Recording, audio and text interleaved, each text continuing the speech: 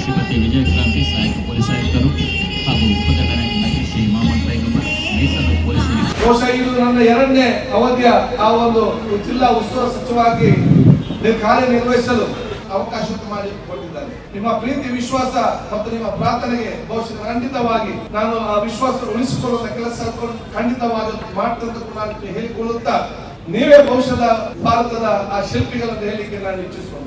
ಬಹುಶಃ 40 ವರ್ಷಗಳಿಂದ 45 ವರ್ಷಗಳಿಂದ ನಿಮ್ಮ ಹಾಗೆ ನಾನು ಕೂಡ ಅಲ್ಲಿ ಲಾಸ್ಟ್ ಅಲ್ಲಿ ನಿಂತು ಸ್ಕೌಟ್ ನ ಆ ಒಂದು ಇಂಡಿಪೆಂಡೆನ್ಸ್ ಪರೇಡ್ ಡೇ ಇರಲಿ, ರಿಪಬ್ಲಿಕ್ ಡೇ ಪರೇಡ್ ಡೇ ಇರಲಿ, ನಾನು ಕೂಡ ಇಲ್ಲಿ ಒಂದು ಗೌರವ ವಂದನೆಯನ್ನು ಬಹುಶಃ ನಾನು 40-45 ವರ್ಷಗಳ ಹಿಂದೆ ಬಹುಶಃ ಇಲ್ಲಿ ನಾನು ಭಾಗವಹಿಸಿದೆ. 45 ವರ್ಷಗಳ ಹಿಂದೆ ಅಲ್ಲಿ ನಿಂತು ಇಲ್ಲಿ ಪರೇಡ್ ಮಾಡಿದಂತ ಯುಟಿ ಖಾದರ್ ಇವತ್ತು ಕರ್ನಾಟಕ ರಾಜ್ಯದ ಸಚಿವರಾಗಿ, ಸ್ಪೀಕರ್ ಆಗಿ, ಜಿಲ್ಲಾ ಉಸ್ತುವಾರಿ ಸಚಿವ ಬರೋದಾದ್ರೆ ಅದು ದೇವರು ಯುಟಿ ಖಾದರ್ಗೆ ಮಾತ್ರ ಅಲ್ಲ, ನಿಮ್ಗೆಲ್ಲರಿಗೂ ಕೂಡ ದೇವರ ಶಕ್ತಿ ಕೊಟ್ಟಿದ್ದಾರೆ. ಆದ ಕಾರಣ ನೀವು ಅಲ್ಲಿ ನಿಂತು ನಮ್ಮನ್ನು ನೋಡಿದ್ದು ಸಂತೋಷ ಪಡೋದಲ್ಲ, ಅಲ್ಲಿ ನಿಂತು ನಮ್ಮಲ್ಲೆಲ್ಲರೂ ನೋಡಿಕೊಂಡು ಮುಂದಿನ 10-15 ವರ್ಷಗಳಲ್ಲಿ ನಮ್ಗಿಂತ ದೊಡ್ಡ ಸ್ಥಾನಕ್ಕೆ ಹೋಗುವಂತ ಒಂದು ಹಠ ಛಲವನ್ನು ಕನಸನ್ನು ಕಾಣಬೇಕು, ನಾವು ಹೋಗ್ಬೇಕಂತ ಹೇಳಲಿಕ್ಕೆ ನಾನು ಇವತ್ತು ಬಯಸ್ತೇನೆ. ಇಲ್ಲಿ ಸಂಸದರಲ್ಲಿ, ಶಾಸಕರಲ್ಲಿ, ಜಿಲ್ಲಾಧಿಕಾರಿಯಲ್ಲಿ, ಪೊಲೀಸ್ ಇಲಾಖೆ ಅಧಿಕಾರಿಯಲ್ಲಿ, ಇಲ್ಲಿ ಸೇರಿರುವ ಹಿರಿಯಕಿರೆಲ್ಲ ದೊಡ್ಡ ಪ್ರಾರ್ಥನೆ ಬಹುಶಃ ನೀವು ಬಹುಶಃ ಅತ್ಯಂತ ದೊಡ್ಡ ಸ್ಥಾನಕ್ಕೆ ಹೋಗುವಂತ ಅವಕಾಶ ಆಗ್ಬೇಕು. ಬಲಿಷ್ಠವಾದ ಭಾರತದ ಶಿಲ್ಪಿಗಳಾಗಿ ತಾವು ಮುಂದೆ ಬರಬೇಕಂತ ಕೇಳಿಕೊಳ್ತಾ ನಿಮ್ಗೆಲ್ಲರಿಗೂ ಕೂಡ ದಕ್ಷಿಣ ಕನ್ನಡ ಜಿಲ್ಲೆಯ ಪರವಾಗಿ, ರಾಜ್ಯ ಮುಖ್ಯಮಂತ್ರಿಗಳ ಪರವಾಗಿ, ನನ್ನ ಪರವಾಗಿ 80ನೇ ಸ್ವತಂತ್ರೋತ್ಸವದ ದಿನಾಚರಣೆಯ ಆರ್ಥಿಕ ಶುಭಾಶಯ ಸಲ್ಲಿಸಲಿಕ್ಕೆ ಬಯಸ್ತೇನೆ. ವಿಶ್ವದ ಸಂಸ್ಕೃತಿಯಲ್ಲಿ ನೋಡ್ಬೇಕಂತ ಹೇಳಿದ್ರೆ ಅದನ್ನು ಭಾರತ ದೇಶವನ್ನು ನೋಡ್ಬೇಕು. ಭಾರತ ದೇಶದ ಸಂಸ್ಕೃತಿ ಸಾರ ಎಲ್ಲಿ ನೋಡ್ಬೇಕಂತ ಹೇಳಿದ್ರೆ ಅದು ಕರ್ನಾಟಕವನ್ನು ನೋಡ್ಬೇಕು. ಕರ್ನಾಟಕ ಸಂಸ್ಕೃತಿ ಸಾರ ಎಲ್ಲಿ ನೋಡ್ಬೇಕಂದ್ರೆ ಅದು ಬಹುಶಃ ಕರಾವಳಿ ಜಿಲ್ಲೆಯ ದಕ್ಷಿಣ ಕನ್ನಡ ಜಿಲ್ಲೆಯಲ್ಲಿ ನೋಡ್ಬೇಕು. ಇವತ್ತು ಕರಾವಳಿ ಜಿಲ್ಲೆಯ ಆ ಸಂಸ್ಕೃತಿ ವೈಭವ ಎಲ್ಲಿ ಕಾಣ್ತದೆ ಹೇಳಿದ್ರೆ ಅದು ಮಂಗಳೂರಿನ ನೆಹರು ಮೈದಾನದಲ್ಲಿ ಇವತ್ತು ನಮ್ಮ ಮುಂದೆ ಕಾಣಲಿಕ್ಕೆ ಸಿಕ್ತಂತ ಹೇಳಲಿಕ್ಕೆ ನಾನು ಇವತ್ತು ಬಯಸ್ತೇನೆ.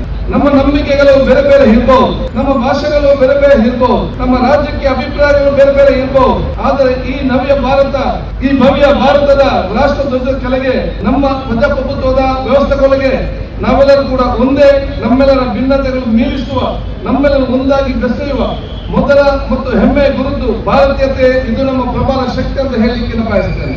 ಸ್ವತಂತ್ರೋತ್ಸವ ಕೇವಲ ಒಂದು ರಾಷ್ಟ್ರೀಯ ಹಬ್ಬವನ್ನು ಆಚರಿಸುವ ದಿನ ಮಾತ್ರವಲ್ಲ, ಇದು ಅಖಂಡ ಸ್ವತಂತ್ರ ಭಾರತಕ್ಕಾಗಿ ಹೋರಾಡಿ ಪ್ರಾಣ ತೆತ್ತ ಅಸಂಖ್ಯ ಮಹನೀಯರ ತ್ಯಾಗ, ಬಲಿದಾನ ಮತ್ತು ನಿಸ್ವಾರ್ಥ ಸೇವೆಯನ್ನು ಸ್ಮರಿಸುವ ದಿನ.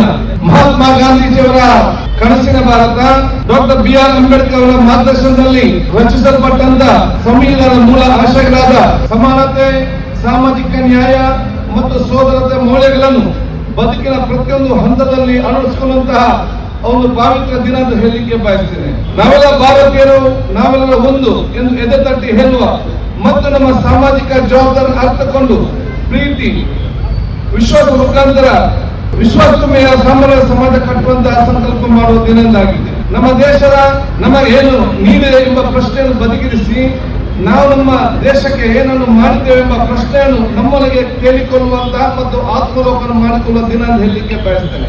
ಸ್ವತಂತ್ರ ಅವರು ನಮ್ಮ ಹಿರಿಯರು ನಮಗೆ ಕೇವಲ ಸ್ವತಂತ್ರ ಭಾರತವನ್ನು ನೀಡಲಿಲ್ಲ, ಅವರು ನಮಗೆ ಒಂದು ಕನಸಿನ ದೇಶವನ್ನು ನೀಡಿದರು. ಮಧ್ಯರಾತ್ರಿಯನ್ನು ನಿರ್ಭಯವಾಗಿ ನಡೆದಾಡಿಕೊಂಡು ಹೋಗುವ ಬಲಿಷ್ಠವಾದ ನಿರ್ಮಾಣ, ಸಮಾಜದ ಕಟ್ಟಕಡೆ ವ್ಯಕ್ತಿಗೂ ನ್ಯಾಯ, ಸಮಾನ ಅವಕಾಶ ಮತ್ತು ಸ್ವಾಭಿಮಾನ ಬದುಕುವ ಹಕ್ಕನ್ನು ದೊರಕಿಸಿಕೊಡುವಂತ ಜವಾಬ್ದಾರಿ ಸಮಾಜ ನಿರ್ಮಾಣದ ಕನಸೇ ಅದು ಸ್ವತಂತ್ರದ ಒಂದು ಮುಖ್ಯ ಕನಸಾಗಿದೆ. ದೇಶ ಮುಕ್ತ ಮತ್ತು ದುಷ್ಟರ ಮುಕ್ತವಾದ ಕರ್ನಾಟಕ ನಿರ್ಮಾಣ ಮಾಡದೆ ನಮ್ಮ ಮೊದಲ ಗುರಿ ಆಗಿದೆ ಅಂತ ಹೇಳಿಕ್ಕೆ ಬಯಸ್ತೇನೆ. ಅದಕ್ಕಾಗಿ ಇವತ್ತು ರೈಸ್ ಕರ್ನಾಟಕ ಎಂಬ ಆ ಸಂಸ್ಥೆ ಸ್ಥಾಪಿಸಿ ಯುವಕರಲ್ಲಿ ಜಾಗೃತಿ ಮೂಡಿಸಿ ಬಹುಶಃ ದುಷ್ಟಡವನ್ನು ರಚಿಸುವಿಕೆಯನ್ನು ತಿಳಿಸಿ ಅದಕ್ಕೆ ಬೇಕಾಗುವಂತಹ ಬೆಂಬಲ ಮತ್ತು ಸಬಲೀಕರಣ ಉಪಕ್ರಮಗಳ ಮೂಲಕ ನಶೆ ಪದಾರ್ಥಗಳ ವ್ಯಸನ ಮುಕ್ತಗೊಳಿಸಲು ಇವತ್ತು ಕ್ರಮ ಕೈಗೊಳ್ಳಲಾಗುತ್ತದೆ.